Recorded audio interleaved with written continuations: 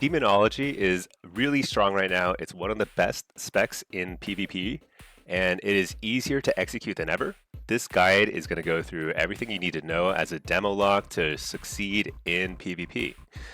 Right now, Demo is one of the best specs for climbing. If you're new to Warlock or if you're experienced, it's a pretty easy path to 1600 to get your tier set, catalyst charge.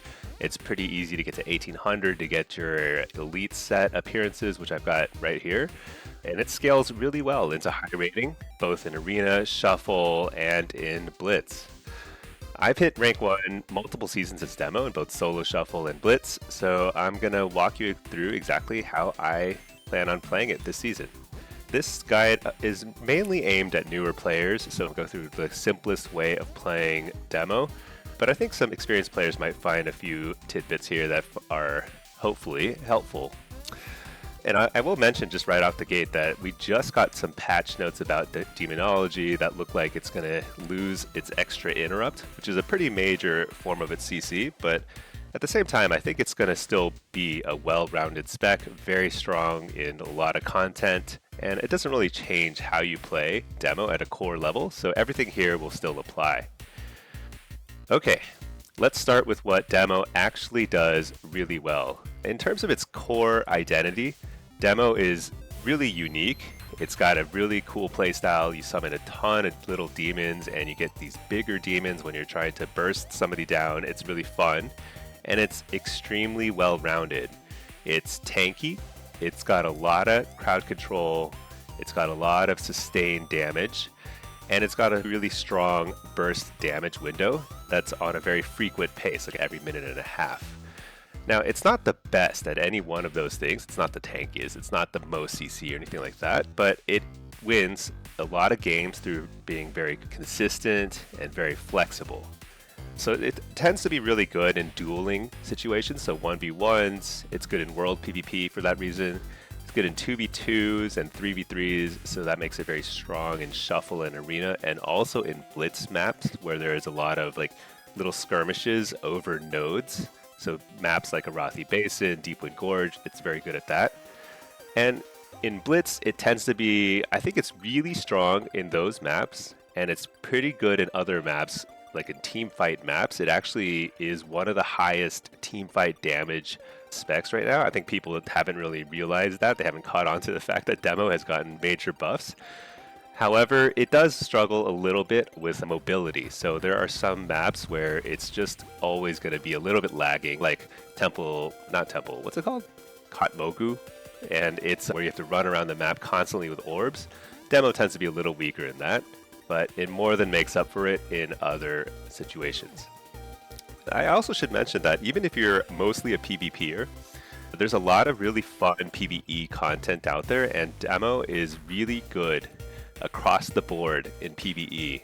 It's good at any sort of solo content, so if you're just going around the world questing, killing elite mobs that you encounter, it's really good at just doing that. It's also great at things like delves and M+ dungeons, raiding all the way up until mythic raiding. It's really strong. I got the Fabled Vanquisher of Nolaus title from the end delve boss this season on day 1. It was super easy as Demo because your pet is very tanky, it tanks the boss, and you've got a lot of tools to interrupt the boss. So that actually is pretty consistent with its profile in PvP too. It's really tanky, it's really got a lot of crowd control, and it's got good damage profile. Alright, let's talk gearing. The first thing you need to know about gearing for Demo is it's really simple because you always want to get haste and versatility on your pieces. You want to get haste and versatility, so that simplifies your decision. You basically are either going to be crafting a piece for a slot and getting haste and versatility on it, or you're going to be buying it from the PvP vendor. The vendor is over here in the southwest area of Silver Moon City, and that's pretty much it. In terms of the tier pieces, this is the crazy thing about demos. The tier pieces are actually pretty bad.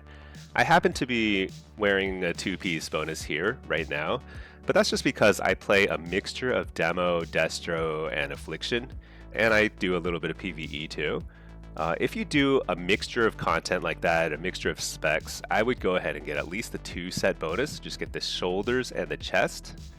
But if you are a pure Demonology Warlock, pure PvP, I would probably skip the tier set this season because the tier set bonuses are pretty minor. They definitely won't change the way you play. It won't be more than even 1% more damage, and the stats on the tier set pieces tend to be a little bit worse itemized. There's not a single piece that's haste versatility for some reason, so it's pretty optional anyway. In terms of like embellishments, I went ahead and went with the double ring setup with prismatic focusing iris, but this is not necessarily the best overall embellishment. It's simply available early on because you get 9 free heraldries just from playing any sort of PvP. So I crafted the jewelry early on, but you could do cloth armor pieces and get either devouring banding or arcana weave lining. One of those is probably the best overall in terms of increasing your throughput. But prismatic focusing iris is a good option too because it'll give you a little bit of a damage proc. Ends up being about 1% per embellishment, so around 1 to 2% total extra damage. Not huge, but something to just throw on if you are able to do some crafting. For the weapon, as with prior seasons, you simply just have to wait until week 3, play PvP, you'll get enough conquest to eventually get the achievement here, Galactic Weapons of Conquest. If you've been playing this the first week, you'll already have 1600 points towards it. In 2 more weeks, you'll get enough points to get a free weapon token, and you can use that to basically buy a staff or a main hand offhand combo, and it's not going to cost you any conquest points. So it's a really great way to save a ton of conquest early in the season. I would simply get the 2-hander staff that's going to be haste and versatility, and just go from there. Now, in terms of enchants, it's a little bit trickier. I'm not quite sure on the best options, but it seems like, to me, you've got 2 major options for your helm and your shoulders. You can either get leech enchants or speed enchants. There's other ones like avoidance, I think, too, but I would go ahead and get either leech or speed depending on your playstyle. If you play like I do, which is more like a melee warlock, I play in people's faces, I'm very aggressive, I would say leech is probably going to work a little better. If you play more of a kind of defensive and mobility-based playstyle where you want to kite around and stuff, hug a pillar or something, then speed is probably going to be better, but it doesn't matter a ton either way. On the chest, so there's no cloak enchant, there's no neck enchant. On the chest, you're going to get Mark of the World Soul. This is going to give you a bunch of intellect, which is going to increase your damage, so that's good. There's no bracer enchant this time, or glove, or belt, I think, and there is a leg enchant. I've been too cheap to get it, but it's a spell thread. It's going to give you intellect and stamina. And then I think on the rings, you're going to get either haste or versatility enchants. Right now, I've opted for cheaper ones because enchants very early in a new expansion are always extremely expensive. It's not really going to make or break your gameplay, so don't go crazy just trying to figure out the right enchant. But yeah, haste or versatility tends to be good. And then with the weapon, again, the weapon enchants are extremely expensive right now, but if the prices do settle a bit, I would get something that's a proc haste or proc versatility. But that said, I haven't done full testing on the weapon enchants, so this is something that we're going to figure out over the coming weeks. It probably doesn't matter a ton which one you get, as long as you get one of the top end enchants that's working well in PvE as well. Okay, in terms of gems, you want to get versatility and haste, some mixture of versatility and haste, but there is one required gem, and that's this one. It's cognitive heliotrope. You got to get this. It has to go somewhere in your gear. It doesn't matter where, but this is going to give you primary stat, so intellect, and it's going to give you precognition. Precognition is a very important buff that you get when you're in PvP and somebody tries to interrupt you. That means kick you while you're casting a spell. If they fail to interrupt your spell because you fake casted or somebody else layered another interrupt at the same time or something like that, you get a 4-second buff called precognition, and this gives you complete immunity to crowd control. So that lets you cast whatever you want for 4 seconds or move wherever you want and it's super important to get that during your burst windows. Really powerful. And even if you're not even trying to fake cast a lot, you will get some precogs here and there, and it's a game changer. So definitely get this. And just to conclude the points on gear, I would just say that gearing really is not make or break in terms of like optimization around your secondary stats. All that really matters is that you have competitive item level. So right now my PvP item level is 280, which is about as high as possible in PvP currently, and every single week everybody gets a little bit of conquest points and you just move up with the group. As long as your item level is good, then that means your intellect is good, your stamina is good, and those are the main stats. And then the rest of it, just fill in haste and versatility wherever you can. And you'll see a lot of different warlocks running different sorts of crafted gear, different sorts of embellishments. All that stuff doesn't matter a ton. Don't fret about it. Just buy conquest gear. Try not to waste conquest points by buying the same piece twice, and you'll be good to go. Let's talk Warlock Talents. So the first thing you need to know about the Warlock talent tree over here is there are really two basic approaches.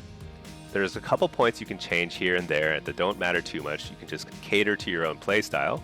But there's really two basic approaches, and one of them will work really well in Arena and Shuffle, and one of them will work really well in Battlegrounds and Battleground Blitz. So in Shuffle and Arena, you're going to skip over here Burning Rush and Fiendish Stride.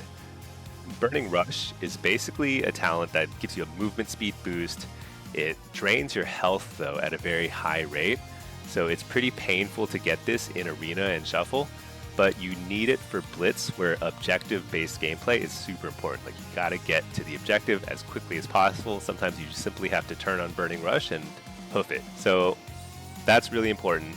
And if you are playing Blitz, you will definitely take it. If you're playing Shuffle, you simply won't, and that'll free up a couple talent points. And that's basically the difference. So I'm gonna go through each talent just to describe how I think about them, and we'll go from there. So first, Fel Domination. You need to get this because in prior seasons, the Felguard pet that you run as a Demonology Warlock, it used to be super tanky and would never die. That has changed for some reason. It's definitely capable of dying, like in big team fights or in like really messy 3v3s. So you will want Fel Domination. You will sometimes need to just resummon your pet. Over here, Soul Leech, Demon Skin, and Fel Armor. I would just think of these as just making you a little tankier. They give you a little leech. It's not a big deal. You don't have to think about it. Totally passive, but you do need to take them, and they are very important towards unlocking other abilities below. Burning Rush, Fiendish Stride. So Burning Rush I described earlier. Fiendish Stride simply makes Burning Rush a little bit better, gives you a little more speed boost, and drains your health a little slower.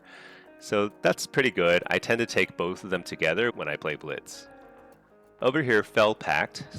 So this reduces the cooldown of Fel Domination. Not a big deal. I think usually you'll skip this. There may be some maps, like in Silver Shard Mines, for example, where there's a very tightly packed team fight. If you're at the lava cart, you might actually benefit from getting something like this because your pet will probably die multiple times in a fight like that. But for the most part, you can skip this and that's no big deal. Demonic Embrace makes you tankier, and Demonic Fortitude, same thing, makes you tankier. You will always take these. In the middle, there's Nightmare. So Nightmare is actually really good in Midnight. You're basically always going to take Nightmare because this increases the amount of damage required to break your fear. So your fear will last longer, and we're not only hard casting fears, but I'll show you below. Here, Howl of Terror. We're basically always going to take Howl of Terror. This is a choice node down here.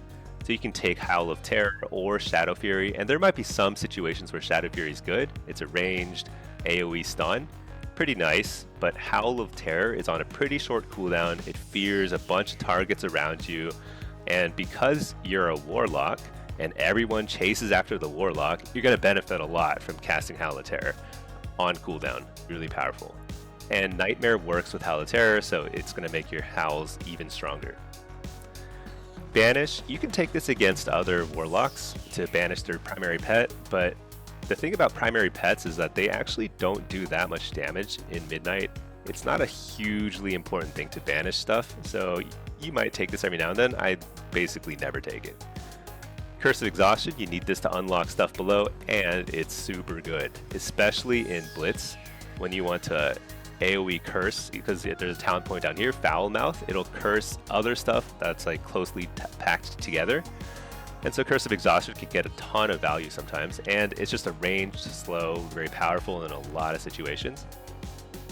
Curse of Tongues, this is going to slow the spell casting of whoever you curse. This is pretty good on casters and healers especially. It's just a nice thing to throw out there every now and then. It's not a huge priority right now because there's no Amplified Curse. So Amplified Curse was an ability from prior expansions, and it would basically make your curses super strong every now and then. You no longer have that, but this is still worth throwing onto casters when you can remember. Infernal Beneficiary is basically the ability that replaces Health Funnel, which was the way we used to heal our pets when they got low health. Now you use this, you drain life on a target, and it'll heal your pet super fast. It's actually pretty good. I take this in most situations. And you can take this down here, Gore Fiend's Avarice, to beef up the drain life even more, so it'll heal up your pets super fast. I take this sometimes. It's pretty optional. I think if you're strapped for points in your build, then you can go ahead and skip this. And then over here, Mortal Coil. So this is awesome. This used to be a choice node between Mortal Coil and Howl of Terror, but now you can get both, and they're both amazing forms of CC. This is single target. It's gonna basically horrify one target at a time, but it heals you for a ton, and it's really good for lining up your kill windows.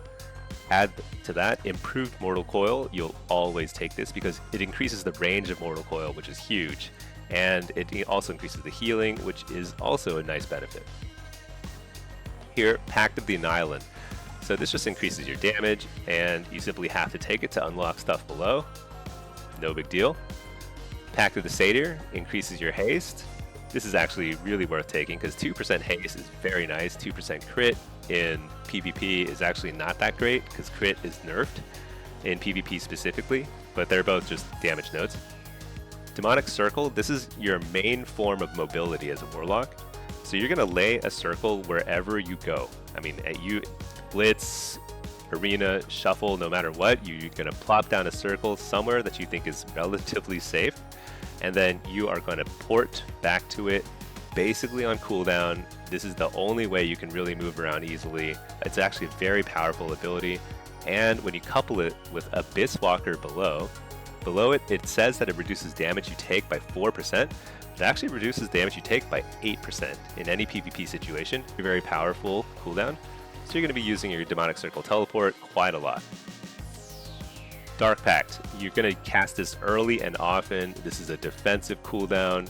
It's really nice, and you can use it when you're stunned. Very powerful. You're always going to take, and you're going to use it basically on cooldown, although there are times where you're going to hold it for some sort of go. Foul Mouth, I mentioned this earlier. This is going to make your curses apply as an AoE spell, really strong. Empowered Healthstone. I think this is a must-have talent point. It doesn't sound like much, just 5% additional health, but Healthstone, if you're hitting your Healthstone button, you need to heal as much as possible. So this is actually, I think that you get a lot of value out of this ability. And then over here, Fortified Soul. This is simply a way of unlocking stuff below. It's not. Soul Leech doesn't actually do very much. Soul Leech sounds like it's a really great form of healing and stuff. It's mentioned up here. It does very little. But over here, Teachings of the Black Harvest. This is no longer a necessary point to unlock stuff, so I tend to skip it. Especially as Demonology, the benefit is not that huge. It's okay, but there are better things to spend your points on. Gore Fiend's Avarice, mentioned this earlier. This will make your drain life a little better. Not bad. Empowered Drain Life. So there are now a bunch of abilities that affect drain life, which makes it seem like drain life might be good in certain situations, but that's definitely not the case. It doesn't really heal you very much, even if you take all the talent points and you use a soul burn with it to improve it.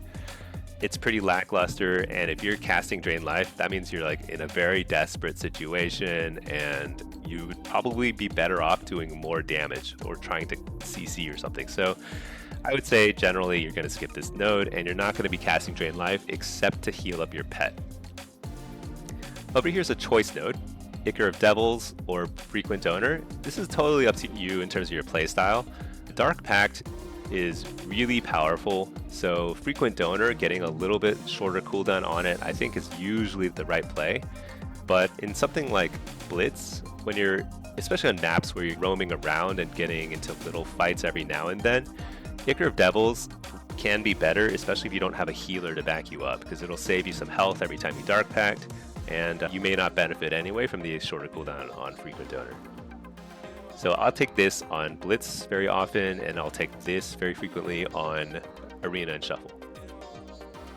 Pact of the Eridar makes you do a little more damage, actually a lot more damage, 3% int is a ton, really nice. Over here, Pact of the Nathrazim. So this is really optional. 2% leech is not going to do very much. So this is a point that's very flexible. You can actually shuffle this around wherever you want. There aren't a lot of great options, but I'll mention down here, Blight of Tongues, Blight of Weakness. These are new talent points that we got in Midnight, and I find them a little clunky. I don't actually think they're really that good, but you can play around with them. I would say especially Blight of Tongue. So Blight of Weakness, it's simply like an AoE cloud, and it'll reduce the damage of people in that cloud. It'll work really well against melee. Not that great, honestly. Blight of Tongues, so this is going to slow cast speeds by 100% for 12 seconds, but it's a very slow moving cloud. So you can cast this and it'll take 2 seconds to travel over to the target you want to slow. It's pretty awkward. I don't love it. So I usually skip these, but if you do want to take these, because they can be powerful in certain very limited situations, I would probably take it out of here, because Leech is not a huge stat in PvP. Demonic Resilience, this is a must-have because your pet is actually surprisingly not that tanky in Midnight, so this reduces the damage it takes. That's actually pretty nice, and actually getting crit 2% less is a nice thing too. Howl of Terror, we mentioned this. You will basically always take this. Some people might run Shadow Fury here and there, but I would recommend for most people, Howl of Terror is the way to go. And then Oppressive Darkness works really well with Howl of Terror. It reduces the cooldown, and that's a really impactful thing. 35 seconds, it's so short. You're going to be howling all the time. It's really nice. All right, Strength of Will, Dark Accord, these are really important talent points you just pick based on your playstyle. Unending Resolve is your biggest defensive cooldown. It's your last resort. Everything's going south, you're getting tunneled, your healer is crowd controlled, you don't have any options to get out of there. That's when you pop Unending Resolve. So Strength of Will tends to be the better choice because it's simply going to make you as tanky as possible in that kind of moment of need. Dark Accord will reduce the cooldown of Unending Resolve by a lot, which is actually really nice in Blitz. So I will often take this in Blitz, especially if I know that I'm going to be fighting all the time. Dark Accord is pretty nice too. But in Shuffle and Arena, I'd usually take Strength of Will. Demonic Gateway. So this is how you travel from one point to another. You simply lay the gate and you go from point A to point B. Pretty nice. Now, the big improvement to Gateway in the Midnight expansion is we now have this talent point here called Frequent Traveler. Now, it used to be you take the Gateway and you have to wait like forever to use it again. Now you can use it again very easily, twice. So that's really important. It's a huge boost to Warlock mobility, helps you kite. I would take this basically all the time in Arena and Shuffle, and honestly, even in Blitz, I use this increasingly too, so it's a really good talent point. Fel Synergy, you basically will always skip this. Again, Soul Leech, even if you take every single Soul Leech talent point available, it's still going to be really lackluster healing, so just skip that. Soul Link, you definitely want. This makes you essentially 10% tankier. That's really nice, and you basically always want to take this because you need to unlock down here Pact of Gluttony. This is going to make your Health Stone usable, only 1 minute cooldown. If you don't take this, you can only use Health Stone basically until you, once during combat, which is horrible. If you take this, then you can use it every single minute, which is massive. It becomes basically an extra Dark Pact cooldown, helps defensively, especially if you pair it with Soulburn. Soulburn Health Stone is going to make it super good. Soulburn over here, this is really important. and you want to pair it every time you're using Demonic Gateway, because you don't want to sit there casting Gateway. It's going to make an instant cast. You're going to pair it with Health Stones so that you can always heal for a massive amount more. It's like it's a half your health instead of just a third of your health. And I also pair it with Demonic Circle Teleport a lot because it helps you move around a lot faster when you are teleporting. That's pretty good. You don't really need to pair it with Drain Life because Drain Life is you're not really using it to heal yourself, and Soul Burn Drain Life doesn't really help your pet either. So Drain Life is just to heal your pet, that's it. And the last talent point over here, Swift Artifice. This is really a PvE thing, honestly, but it reduces the cast time of Soul Stone and Create Health Stone. However, there are situations in like really long 3v3 matches or in some Battleground Blitzes where you know you're going to be casting Health Stone a lot. You might actually get some benefit out of this, but generally you can skip this and you'll never miss it. So let's talk about the hero talents now. For most people, Soul Harvester is going to be a little stronger in Midnight, at least based on the current tuning. They're both viable. They're both very good. They both have really strong damage profiles. I think the throughput of Diabolist, in theory, can be very high, especially if you're able to sit back and free cast and get a bunch of extra demons. With Soul Harvester, it's going to be a little bit higher single target burst windows, and I think that makes it the better overall choice, especially in Arena and Shuffle, and likely in Blitz as well. But Diabolist is really strong, and the two main things to think about when playing them is that Diabolist looks and feels way cooler. That's the first point. You summon these massive demons every now and then that will shoot a bunch of bolts at your target. It feels great. They roar and stuff. Ton of fun. Soul Harvester, in terms of look and feel, it's a way more subtle, right? So you do get the extra pets and you get some like extra like shadowy spell effects, but not quite as satisfying. So take that into consideration. But the main difference over here in Diabolist is you get Annihilant's Bellow, which is going to reduce your Howl of Terror. You saw earlier it was 35 seconds. And it goes down to 25 seconds, which is crazy. That's super short for an AoE fear. That's very powerful, repeatable CC, really good. Add to that, you've got pretty decent damage when you proc a bunch of your demons. So basically the way it works is it's called Diabolic Ritual. Every now and then, you're simply going to summon an extra pet, like a Mother of Chaos, a Pit Lord, an Overlord, and they actually do a ton of damage. And you summon them by casting Hand of Gul'dan's repeatedly, and when you do get them, they do a lot of damage. But otherwise, the damage profile is pretty smooth. It doesn't really have a way of ramping up super fast if you're trying to kill somebody like in a shorter cooldown window. Soul Harvester, the main difference really in terms of damage profile is that you have a lot more damage tied to your demonic cores. So with Diabolist, you summon a bunch of these extra pets by casting Hand of Gul'dan and getting Diabolic Ritual procced. With Soul Harvester, it's a little different. Instead, a lot of your damage, single target damage specifically, comes from this over here, Wicked Reaping.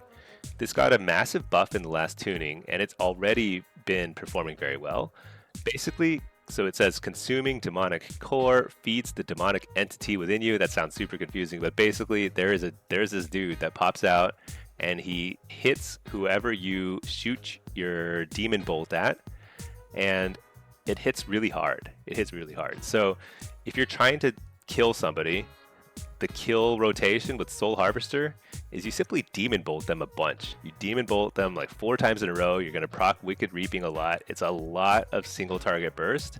Add to that, it still has a really nice, smooth, sustained damage profile, same as Diabolist. So I think Soul Harvester ends up having a little bit of an edge in that situation.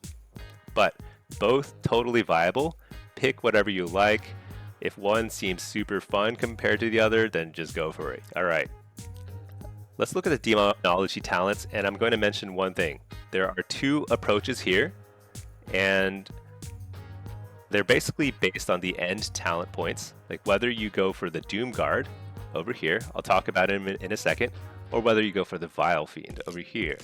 and I'll talk about that also. The main difference is one of them, it does way higher burst damage, so on a 1.5 to 2 minute cooldown, and one of them does higher overall sustain, but less bursty kind of damage profile. So I think in PvP, generally speaking, burst is usually better. So I generally go with this, but I will show you both, and you can just pick depending on your playstyle. And the other thing to note about the Demonology tree is it's going to be the same whether you're playing Soul Harvester or Diabolist. It's the same thing. You will again have the same choice between Doomguard or Vile Fiend, and the rotation is going to be the same. Everything else is the same. Okay, Demonology Talents. Let's start at the top. Hannah Gul'dan, this is your spender. So you have this resource called Soul Shards. You can see I have 3 Soul Shards just from standing around. Hannah Gul'dan costs 3 Soul Shards. It'll spend them down to 0.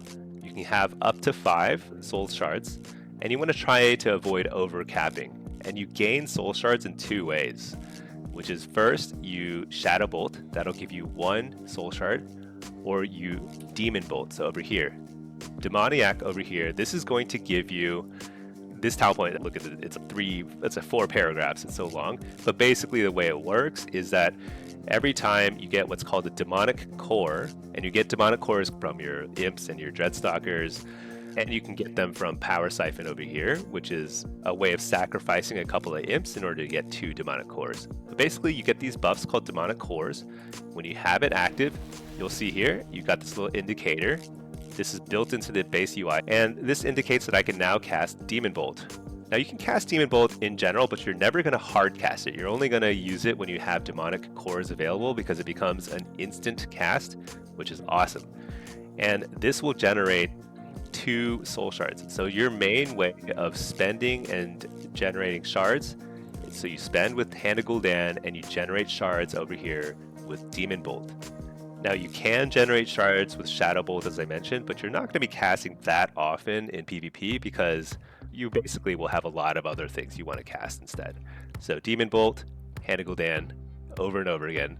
That's the base damage rotation. I'll go over that in greater detail in a second. Call Dreadstalkers. So this is going to summon 2 Dreadstalkers.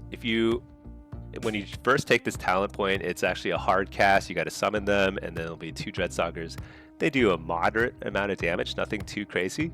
But the important thing is we now have this talent point down here. It's called Demonic Calling. If you put 2 points into it, Dreadstalkers becomes an instant cast, which is awesome. And so you're almost always going to take this. It's hard for me to think of situations where you won't take it. So you'll take this. Dreadstalkers is an instant cast. You're going to send this on cooldown. Every 20 seconds, press your Dreadstalker button. You'll be doing great. Over here, Dominant Hand. So this is not a very good talent point right now. It increases your Hannah Gul'dan damage, but Hannah Gul'dan is a decent bit of damage, but it's usually not going to be the best point to spend in. Instead, you're going to take this, Felt Intellect, 2% Intellect. That's huge. Intellect is your main stat. You always want to get Intellect points. Over here, kind of have a choice node between these, but Practice Rituals is probably going to be better. It's going to give you 2% Mastery. Mastery only buffs your pet damage, and pets are they're like most of your damage. This is not really the best talent point, but this is even worse now. So Dreadlash, this improves your Dreadstalker damage. It does they do an AoE bite now. Because Dreadstalkers do a lot less damage in Midnight than they did in prior expansions, I think you usually are going to skip this and go for Practice Rituals. Imperator, so these 3 talent points over here, Imperator, Infernal Rapidity, and Imp Gang Boss, these are basically going to give you a variety of buffs to your Wild Imps. So Wild Imps are your base kind of pet, and they're part of your what I'd call your pet economy, your core economy. And if you have over here Inner Demons, you can see these guys here. This is a Wild Imp. Inner Demons, if you take this, they're going to passively summon a Wild Imp every now and then, and they actually do pretty respectable damage. So I end up taking these 3 talent points pretty frequently, but it's optional depending on your playstyle. But usually you'll have a fair supply of Wild Imps running around doing a lot of damage. You'll want to take these 3 points, so I think this is a good option. And then over here, Power Siphon or Implosion. So Implosion is interesting. It's a really good talent point in PvE. And it potentially is okay in PvP because it actually does decent damage. It'll send 6 of your imps in, they'll blow up on the target, it's like an AoE explosion. But when you pair it with To Hell and Back, which is a new talent point down here, whenever you implode stuff, you're actually going to get another imp back, and it's going to be an imp gang boss who actually is even stronger. So it's actually not that bad. It's like you can implode up 6 imps, you get back 3 imp gang bosses that do even more damage. It's a nice thing. You would send it. It's on only a short cooldown, 15 seconds. You can send that a lot. Definitely a decent option is maybe like in a team fight situation. However, Power Siphon, I personally think is better in most situations because it gives you a little bit more control over when you get demonic cores. And demonic cores, as I mentioned before, are the main way of killing people because of Wicked Reaping. Demonic core, Wicked Reaping, really great single target burst. And Power Siphon gives you a lot more control over that. When you use Implosion, you sometimes get some cores back, you sometimes don't. It's not as predictable. So Power Siphon, generally, I think is going to be better for most people in most situations. But you can experiment with Implosion. Over here, Summon Felguard. This is your main Demonology pet. You need him. He brings a lot to the table. His damage this season doesn't seem that high, even if you take these talent points over here that improve his damage. But he brings a lot of tankiness, and he brings Axe Toss, which is a ranged interrupt and a stun. Really powerful form of CC. You basically need to get Felguard. Rune of Shadows. So this is not the best talent point. It is totally reasonable to skip Inner Demons and Rune of Shadows. Rune of Shadows is simply going to make your Shadow Bolt a little bit faster to cast. Shadow Bolt does almost no damage. It's crazy. It does like almost nothing. You never want to cast it except when you're desperate to generate some shards. So this will make that sort of desperate play a little better because you can cast Shadow Bolt a little faster, get your shards back, and then start Hand of Gul'daning. However, it is totally reasonable to skip those and instead get something like Dreadstalker points, which is a good option too. Dreadstalkers, however, are a little bit weaker in general. Even though this seems like inefficient, I tend to go Inner Demons because you can use them to Power Siphon. This is probably the better situation for most builds. So I mentioned these just briefly. Dreadstalkers, these guys do a lot less damage than they used to. I would say skip him. Dreadstalkers are poopy right now. Over here, Fell Armaments. So Fell Armaments makes your pet a little tankier, which is pretty important right now because the pet is only moderately tanky, not as tanky as before. This is a pretty good talent point. Below it, I tend to get this just because it's a way of unlocking stuff below, but Empowered Fellstorm will increase the damage of your Felguard by a bit. Not a huge talent point, it's fine, but it seems better than this choice over here, which is Improved Demonic Tactics, increases the critical strike chance of your demon. Now, because we don't itemize into crit strike in our gear, we're going to have very low crit chance, so you get very little value out of this. And then over here, I'll mention Demonic Brutality. Critical Strike is not a huge secondary stat in PvP, so you can skip that. Now, Tyrant is your big cooldown. Every minute, you're going to cast a Demonic Tyrant, and the really nice thing about Tyrant in Midnight Season 1 is there's no longer a lot of preparation needed to cast your Tyrant. It used to be that you'd have to get a ton of imps out, you cast a Tyrant, it would extend the duration of your imps. It's really important to do stuff in the right order. Not the case anymore. Just send your Tyrant every minute. Now the only prep you need to do is you want to try and get, after you cast your Tyrant, you want to cast as many Hand of Gul'dans as possible afterward. And that's because we now have this Apex talent. This Apex talent, Dominion of Vargas, is insanely good for Demonology. You always want to get this. This is really good.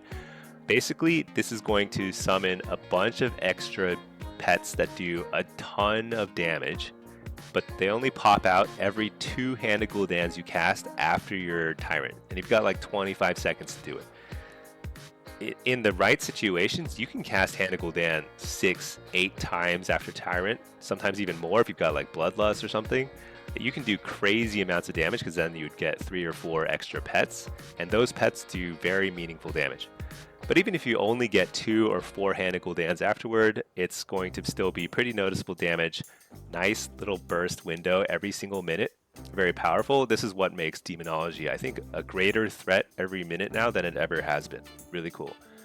The only thing to know is that when you're playing Soul Harvester, the thing about Tyrant is it'll give you, through Shadow of Death, it's going to give you 3 extra soul shards, which is actually very good. It makes it so you really don't have to prepare going in. You're going to simply have anywhere between 0 and 2 shards. Send your Tyrant, you'll be at 5 shards or 3 or 5 shards, and you can immediately start casting Hand of Gul'dan. If you've got Demonic Cores, even better. You can then go with basically the Hand of Gul'dan, Demonic Core, Hand of Gul'dan over and over again, and you'll get a ton of extra pets.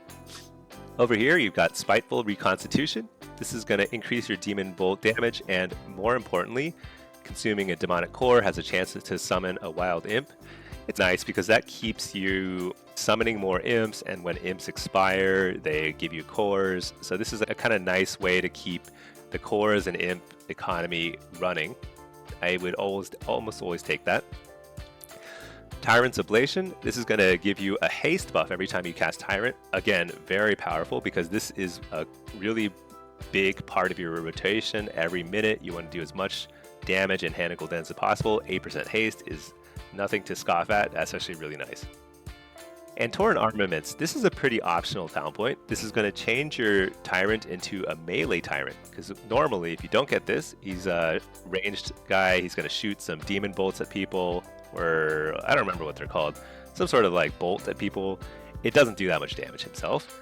If you take this, he does maybe like 1 or 2% more damage of your overall. So it's not a bad option, but this is where you have some flex. You could take something like Demonic Brutality or something over here, I don't know. This is probably your best option overall, but it's not huge. Here, Flame Touched. This is going to increase your Dreadstalker's damage. Not that great, but you need it because you need to get Demonic Calling, as mentioned earlier. This is really important because Dreadstalkers, unlike imps, when Dreadstalkers expire, they give you 2 guaranteed Demonic Cores. So that's very important because you get more cores out of it. Here, Demonic Knowledge. This is actually pretty nice. I've been finding that it procs a decent bit. This will give you Demonic Cores every like 15% of the time when you cast Hand of Gul'dan. This actually works really nicely with your Apex talent because this will help you basically keep up the Hand of Gul'dan Demonic Core combo over and over again, like a little bit more often, which can be a game changer. So I actually really like this talent point. Sacrifice Souls is something I would take if I could. It's hard to afford it because it's in the lower tier and there's a lot of great talent points I here, so it's hard to take it. But Demon Bolt is a significant portion of your damage and you will have a lot of pets. It'd be nice to afford it, but you just can't. Reign of Tyranny, again, you just can't afford it, and the main impact from Reign of Tyranny is it improves your Dreadstalkers because they will last longer.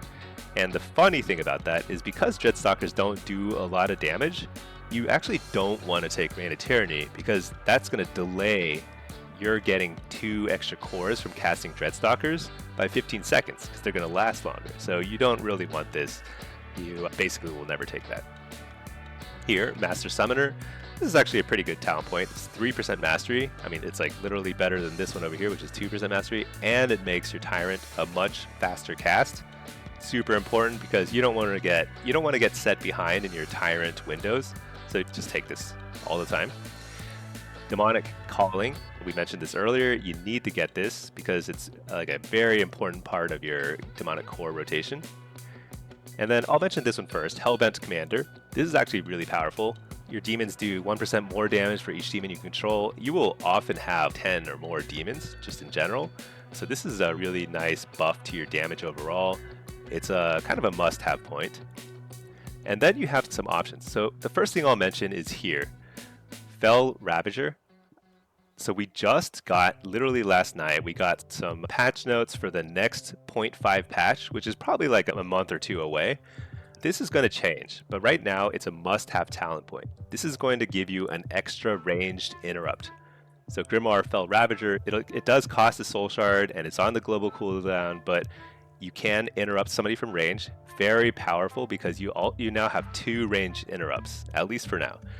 It also does a decent bit of damage when you summon him, so this is actually a really great talent point overall. You will always take this. Now, this will change in the 0.5 patch. I don't know if I'll put together an updated video guide or something at that point, but just keep in mind, when this guy gets nerfed, because he's going to turn into a Devour magic, like a purge effect instead of an interrupt. It's very possible that you'll skip this talent point, but the nice thing about skipping a talent point at the bottom of your tree is that frees up your ability to get something like this. Vile Fiend. You can get Vile Fiend and Mark of Farg or Mark of Shatug. This guy will be better in Arena and Shuffle. This guy will be better in like Blitz and AoE situations. This is actually a fair bit of damage. You can actually, if Fell Ravager is no longer required, you could get this and you can get Doomguard. So you can get best of both worlds. Nice higher damage throughput with a huge damage spike every time you cast Doomguard. I'll talk about him in a second. And this actually could be a nice little change, freeing us up from this talent point. I'll mention this is a choice node. You can get Imp Lord, so there might be situations, maybe if you're facing like hunters or something, and you want to be able to remove their traps from your healer. This might be good because it turns into a Singe Magic. Instead of an interrupt, it's gonna basically be a dispel for your friendly targets. There might be situations where this is useful. Most situations, Fell Ravager is the way to go. Okay, but for now, this is the basic build. You can, as I mentioned earlier, you can get Vile Fiend, and you can get one of these. This will buff your Vile Fiend damage.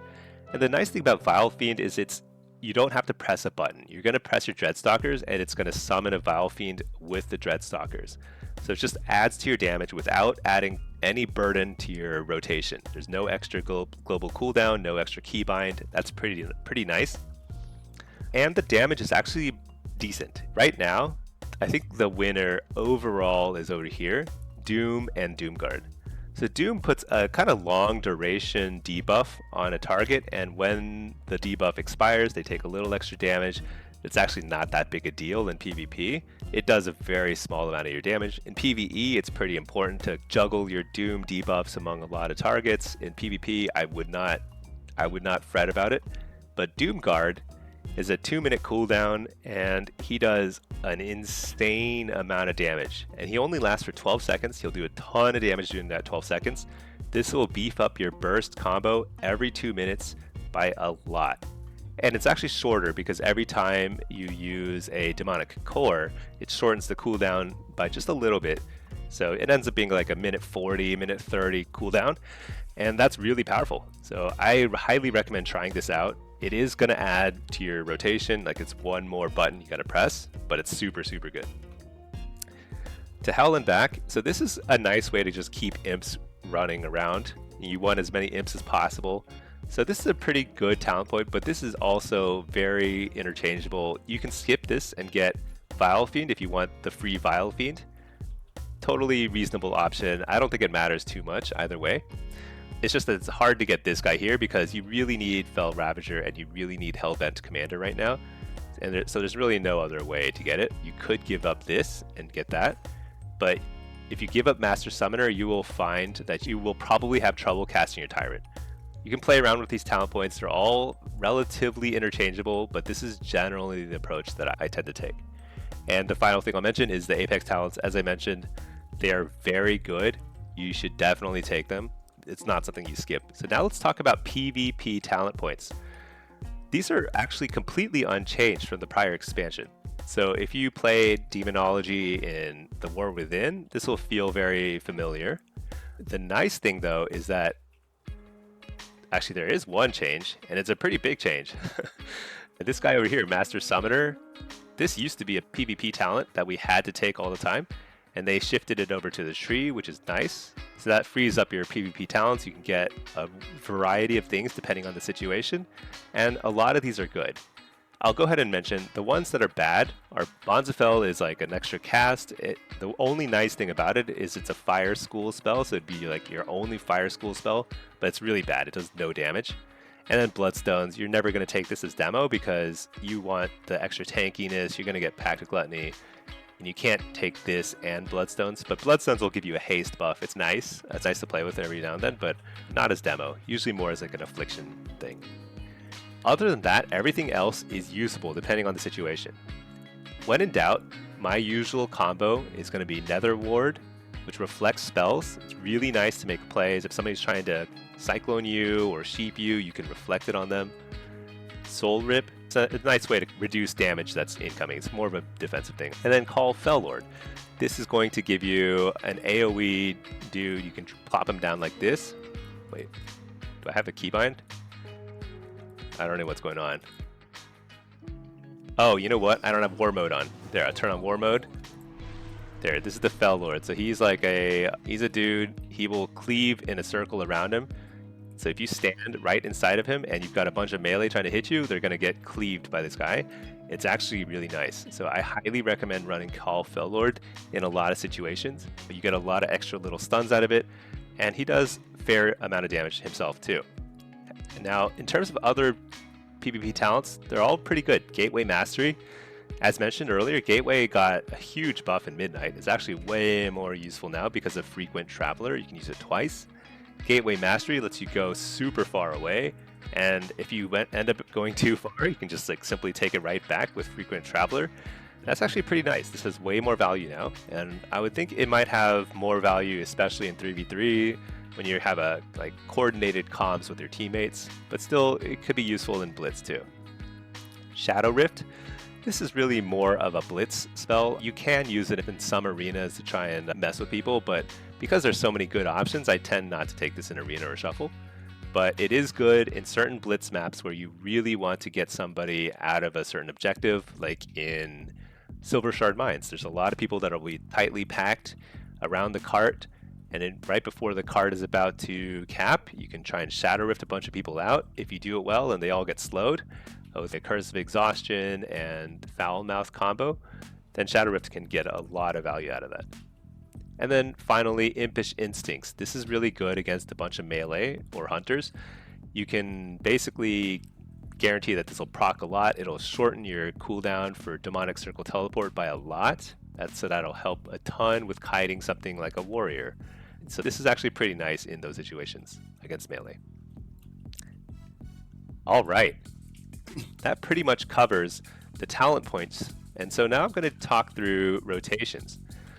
So let me just plop let's go to my toy box. Let's get a Tuskar training dummy. So this is a training dummy. I'm going to show you some rotations.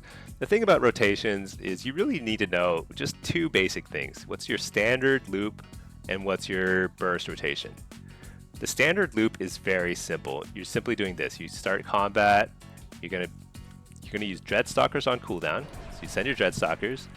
If you have 3 or more shards, generally the thing you do is you send Hand of Gul'dan. And then when you're out of shards, you need to be doing some combination of Power Siphon, Demon Bolt, or Shadow Bolts. But you can do something like this, Hand of Gul'dan. I'm following it up with a Demon Bolt right after. Another Demon Bolt to get over 3 shards. Dreadstalkers off cooldown. I cast it. This is it. Some combination of Shadow Bolts and Demon Bolts in order to get at least 3 shards, and then cast your Hand of Gul'dan when you're at 3 or more shards. Now the only thing you need to know here is you don't want to overcap. So right now I'm at 5 shards. I don't want to cast another Demon Bolt because I'll basically lose 2 shards. They're just going to disappear. So I want to use my hand and then cast Demon Bolt. So hand, Power Siphon, Demon Bolt, Hand of Gul'dan, Demon Bolt, Shadow Bolt, Demon Bolt, or Hand of Gul'dan, Demon Bolt, Demon Bolt. Just keep this up. That's the basic rotation. How many buttons am I pressing? Dreadstalkers, Hand of Gul'dan, Shadow Bolt. Basically 3 or 4 buttons, and that's it. The only thing that's complicated, and it's not even that complicated, is just making sure that you're Hand of Gul'danning between 3 and 5 shards and trying not to overcap. There will be situations where you overcap because you're simply trying to kite, and you can't just sit down and cast Hand of Gul'dan, and you're just going to be casting stuff. You might overcap a little bit. That's okay. It'll happen sometimes. But in general, that's the rotation. That's your basic standard loop. The one thing I'll mention is in PvP, you're going to be casting Shadow Bolt as little as possible. And the reason is because in PvP, you're going to end up getting most of your cores from Power Siphon and from your imps and dogs. Dogs are Dreadstalkers. When they expire, they'll give you more cores.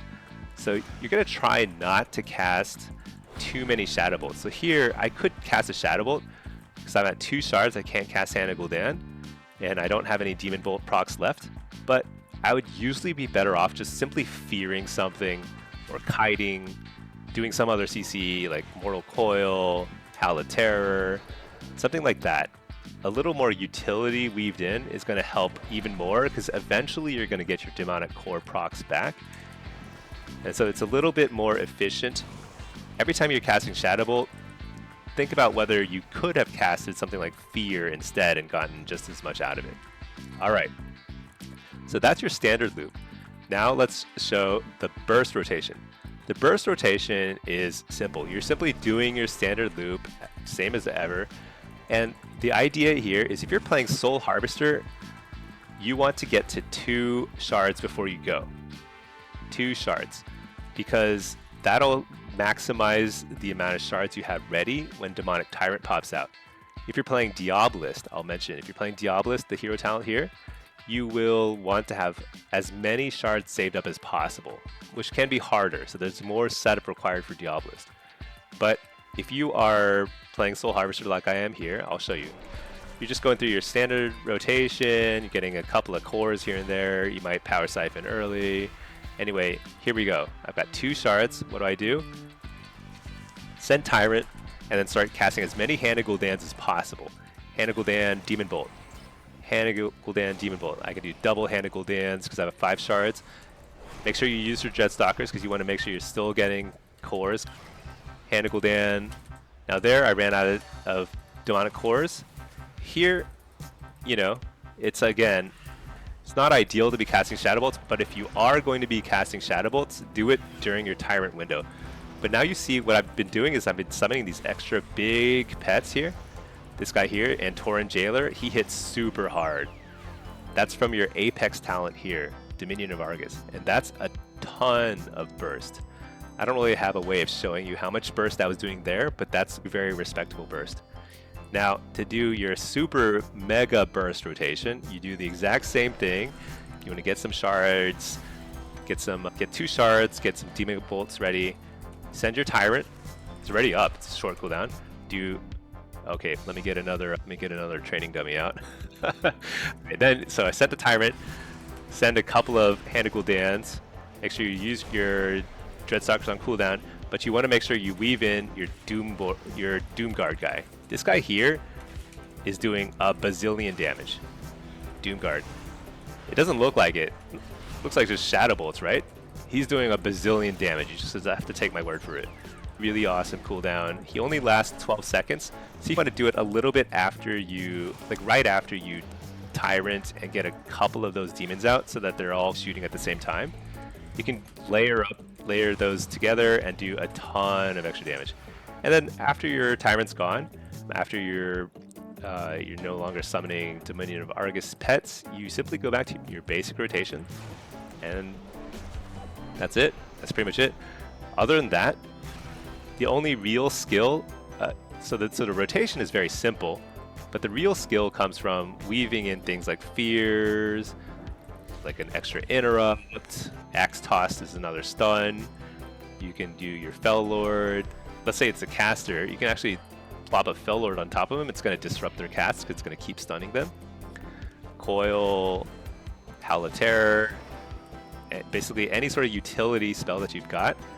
That's when you weave it in as much as possible. You'll get a ton of value out of it during your standard rotation. And then during your burst, you want to try and just simply get as many Hand of Gul'dans as possible. And that's basically it. That's the entire rotation.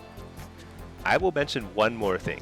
Demonology is actually really good with what's called, it's a new thing here, it's called gameplay enhancements. If you go to options, gameplay enhancements, where is it? Here, single button assistant. So there's this new button now. You can actually put this on your bars. Let's stick it on my bars somewhere, where, I don't know, over here, whatever. So this is called a single button assistant. This is going to, I'm simply spamming the same key over and over again, and it is going to actually do my rotation for me. And the magical thing about the one button assistant for Demonology is it's extremely efficient. It's going to do really good damage, pretty competitive with even a really good Warlock. Now, of course, the skill ceiling is lower this way. You can definitely get more out of your Demonology lock if you don't use the one button rotation. But if you're new or you're struggling with the rotation and you're not doing good damage, just give it a shot and see how it feels. I'm just pressing one button over and over again. Now the one thing it won't do for you is it won't use your cooldowns for you. So it won't use like Doomguard and Tyrant. So you actually have to cast those yourself. You have to cast Tyrant, cast your Doomguard, and then you just go back to spamming your one button rotation. Now there's a lot of stigma associated with it. Don't fret, don't buy into that. It's actually totally okay. And this lets you focus more on things like fearing and coiling, things like that, using your cooldowns properly. And that's pretty much it. So give it a shot if you're newer to the game. And one thing is, it will slow down your casts in general. So the ceiling in terms of like how much damage you can do is a little bit lower than if you do your rotation properly. But this might help you learn your rotation if you're trying to pick up your demo lock. All right, final things I'll mention are defensive play. So defensive play is really simple. You're gonna want to Dark Pact pretty frequently. Nether Ward as well. Nether Ward, Dark Pact, those are pretty short cooldowns. Nether Ward will disrupt a lot of incoming spells. Dark Pact, you can see the shield is basically a full health bar, really nice. And then between that, you're gonna lay a circle. Everywhere you go, you're gonna have a circle. So if you start, and you're always going to stay relatively within range of the circle, and if you get in trouble, you just port right back and get out of trouble that way. Now, the only other thing is Unending Resolve. I personally use this really late in any match. This is all you've got. Like when you are about to die, you're at 40% health, your healer is CC, they don't have Trinket, they've already used a bunch of cooldowns on you, you've already gone through Dark Pack, and you've already used your Health Stone too. I can't use Health Stone because I'm full health, but Health Stone is the other thing you use a lot. Then you use Unending Resolve, and you hope that you recover from there, because it can actually turn the tides a lot, because the one thing about Unending Resolve is it'll actually... Oh my gosh. Almost died there. All right. Poured it back. The thing about Unending Resolve is it will actually make you immune to interrupts as well. So there are situations where you will use it offensively, because it'll actually be a great way to close out a kill, because you can't be interrupted. You can get all your Hand of Gul'dans out, no problem. So as you get better, you might use it a little bit more offensively here and there, but as a general rule of thumb, if you're newer, I would go ahead and use it defensively only. All right. Some final thoughts on Warlock Demonology. Demonology is really strong, and it has other benefits too, in the sense that you can use the same gear set for Demonology, like haste, versatility stuff. You can use it to play Affliction and Destro, and I should go ahead and say Affliction right now is a little weaker. I expect it would get buffed a little bit, but Destro and Demo are both extremely strong. They both work really well with haste and versatility, so you can try those out interchangeably. Also with Demo, you could try Soul Harvester or Diabolist, and they're both very good. They're both interchangeable, same rotations on both, and that's pretty much it. So I'll go ahead and close here. I will say that I stream pretty frequently. I'm going to stream a lot, especially towards the beginning part of the season. So you can catch me at twitch.tv/smellystinky. Feel free to ask me questions. I answer as many questions as I can live, and I show gameplay, all three specs. I play a lot of demo. I play Blitz, Shuffle, Arena, you name it. And I've got more guides coming soon. I'll talk about positioning, add-ons, UI, strategies, tips and tricks, things like that. So check out my YouTube channel. I will have more videos out soon. I hope you enjoyed this.